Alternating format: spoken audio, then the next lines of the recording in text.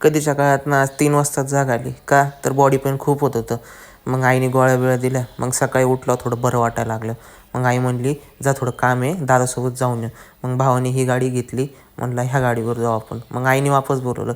आई म्हणली, "दुसरी पण गाडी घेऊन जा, ती सर्व्हिसिंगला टाक आणि थोड्या पालेभाज्या आणायच्या होत्या, त्या पण घेऊन ये." मग आईकडनं पिशवी घेतली. मग सरळ गाडीकडे गेलो. गाडी चालू बिलू केली. थोडी चालू करावं लागते ना गाडी. मग गाडीवर पिशवी लटकवली. मग तिकडनं विचार केला, गाडीत आपले पैसे तापले. पहिले ते काढून घ्यावं सर्व्हिसिंगला जायच्या आधी. मग डिक्की उघडली, गाडीतनं पैसे घेतले. बरोबर मोजले, सगळे आहेत का पैसे माझे म्हटलं. कारण की गाडी सर्व्हिसिंगला द्यायची म्हटल्यावर सगळं चेक केलं पाहिजे. मग गाडी घेतली आणि निघालो मग सर्व्हिसवाल्या दादाकडं. गाडी आनंद पार्कमधनं सरळ तिकडं सर्व्हिसवाल्या दादाकडं घातली. मग बघा, गाडीचं मोठं इतकं शोरूम आहे, तरी दादाने आम्हाला चांगलाच बांबू लावला. कारण की 4-5 हजार रुपये गाडीला खर्च आला होता. मग म्हणलं आता जाऊ द्या, आपल्याला गाडी वापरायची म्हटलं करावंच लागेल.